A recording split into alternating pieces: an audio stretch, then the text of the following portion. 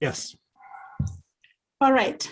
So, okay. So the Living Labs project that I am coordinating right now is part of a call for proposals under the Agricultural Climate Solutions Program of Agriculture and Agri-Food Canada. And it has been mentioned before by previous speakers. So I will quickly go over the overview of what the ACS program is about, and then the Living Labs approach that we're using for that, for this proposal or for the project, as well as where we are at with the development of that proposal and what has been proposed. So that's where I'll end up, just giving you an overview of what has been proposed and the process that we have gone through to get to that point. So the ACS program, like I said, is part of Agriculture and Agri-Food Canada, one of the programs under climate change mitigation strategies. So they're trying to come up with strong Canada-wide networks of collaborations. So in this case, to try and enforce or empower collaborations between different stakeholders, including producers, researchers, any stakeholders within the agricultural industries, to develop solutions for complex problems such as climate change, as we have heard from previous speakers as well. I won't get into details about how climate change affects agriculture. We all know this, and I've spoken about that in the past. So part of the target for the ACS program is to ensure that farms remain competitive as well as resilient as we try to find mitigation strategies for climate change.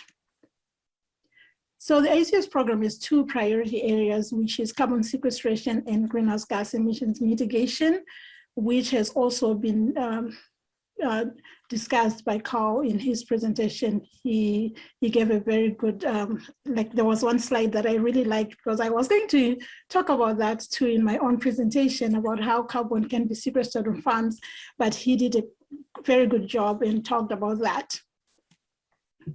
Now, the Living Labs approach is what we're using for this Living Labs initiative for Newfoundland and Labrador. So what is a Living Lab? A Living Lab is a way for various groups, like I mentioned, producers, researchers, and other stakeholders, including industry stakeholders, to come together and work together to find solutions for complex problems. But it is focused on the end users. In this case, these are the producers. So any mitigation strategies that we come up with, or any practices that we may want to try, the end user, the producer, is the most important piece of the puzzle, because they are the ones who have to be willing to adopt those strategies and put them to use. And including producers or focusing on producers increases the likelihood for adoption.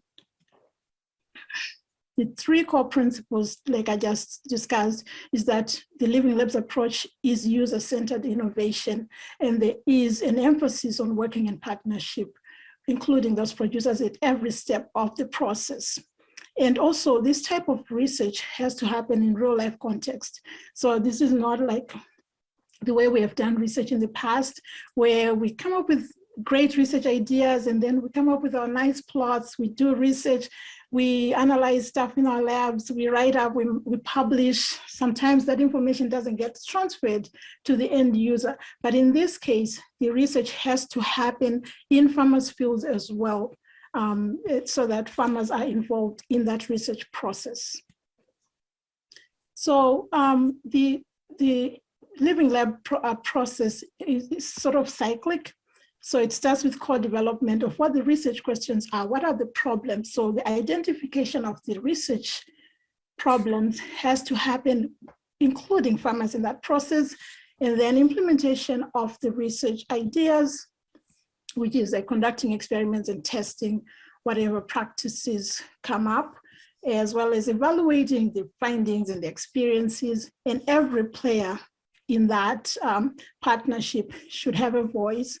After the evaluation, we go back to core developing. So every season, we have to evaluate and go back to say, do we continue testing the same way, the same things, or should we make changes, and where do we make those changes? Okay. Now, the Living Lab is not a new thing. It started in 2019, and already there are living labs around Canada. So Newfoundland is sort of in the next phase of the program. And because it's a cyclic and iterative process, we are also learning from those other living labs that have been established before us. Now, where are we with our Newfoundland Living Labs initiative? So this call came, I think, in the spring of 2021. That's when we started having conversations with the NLFA and started planning to engage with farmers and discuss what the research questions were, what their research interests were. So we had 8 engagement sessions. 4 were virtual, 4 were in person. I see a lot of faces here that I have met, some of them in person, and I'm happy to see you again today. And we learned a lot from those engagement sessions. I'm a city girl, and I think a lot of researchers are probably like me. I have passion in agricultural research. I have theoretical knowledge, a lot of theoretical knowledge in agricultural principles, but just getting that opportunity to meet with farmers and hear what they say and even visit some of your farms. I have visited a couple of farms, or maybe 3 or 4 here, and just seeing how things are done, it gives me a different perspective as a researcher, which is a very valuable experience for me. And I hope this happens to more researchers as we continue with this process. So we learned a lot of things. Like I said, I'm not gonna go over this, like all these points, but I just included this slide to show you that we did hear a lot of things that farmers want to see researched on in this province. Most of this was very specific to the type of production system or region, but there was a lot of overlap. The ones that I included here on this slide were overarching objectives that came up in almost every region that we connected with farmers in. And so what we then did was to go back to the research partners, and our research partners are mostly from Memorial University, the Department of Fisheries, Forestry and Agriculture, I think. And I always do this. And from Agriculture and Agri-Food Canada. So we have a lot of researchers that were engaged through the process. During the engagement sessions, researchers were also attending those sessions to listen to farmers and what they were saying. When we came up with the list of things that the farmers, or the research themes that came out of the engagement sessions, the researchers then met and discussed to see which of those priorities fell within the 2 priorities of the framework of that. So most of those research ideas or research themes fell within the priorities of the ACS program anyway. Only a few were very specific and maybe not directly related to the ACS program, but that was a very nice guiding criterion that we used, starting with producer interest in those research questions, then going to stream it down to which ones are directly related to the ACS program priorities.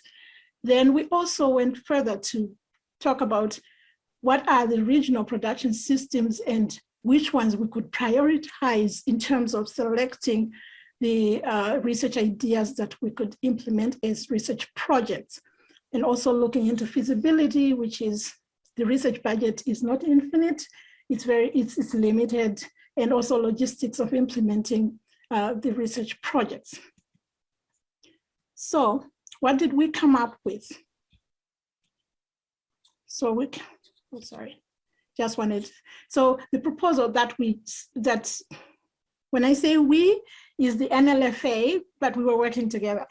Since I'm coordinating the research, I'm used to saying we, but it's the NLFA, they are the applicants. They submitted a proposal which we called Cropping, Fertilization, and Soil Conditioning Strategies for Climate Change Mitigation in Newfoundland and Labrador. There's a reason why we included those things, because those are the 3 main BMPs that we ended up settling on. So those are the 3 BMPs that I just mentioned, were how to diversify forage and vegetable rotation systems, including cover crops or nest crops, or different combinations in annual forage systems. Then the other thing was improving nitrogen use efficiency by looking at nitrogen sources and nitrogen rates. Then the third one was to improve carbon sequestration in sandy soils through the direct addition of compost and biochar. And this was particularly in Labrador. So again, I'm not going to go through each of these, but the reason why I included this is exactly the list of activities that are included in that proposal that we sent to AFC for approval. So each of these activities represents a significant research project or research objective that is led by a different team of scientists who will continually engage with producers at every step of the research process, starting with doing background surveys and data collection, as well as implementation of the project in farmers' fields. So this is just a a figure that I just made just to summarize what the proposal looks like. So we have the BMPs first. So we have rotations and cover or nace crops, then nitrogen management, then compost and biochar. These are the 3 BMPs that I talked about. Then in the monitoring or testing phase, we will primarily look at greenhouse gas emissions and soil carbon throughout the process, as well as looking at economic viability of these practices, yields, and adoption potential, which is based on economic viability, the farmer's bottom line. Then the evaluation process, this is where the knowledge transfer or engagement process comes into play, because we also need to keep checking with farmers, see that they're continually engaged, and to hear what they have to say about their experiences through the whole process.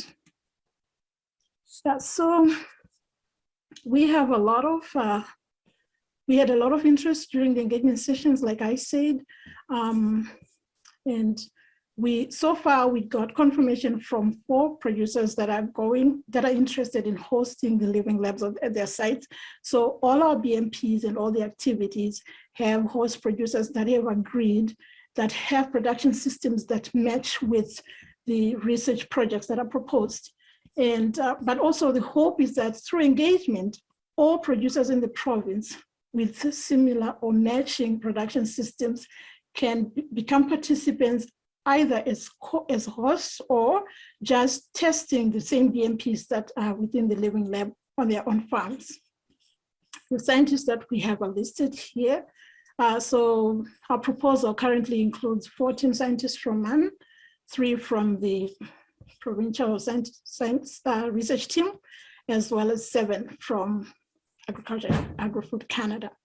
Like Leanne said, this is a 5-year project, which will start this spring if approved until 2027. With that, I would like to thank you all for listening to me, staying this long to listen, as well as all the partners that have engaged so far. Thank you.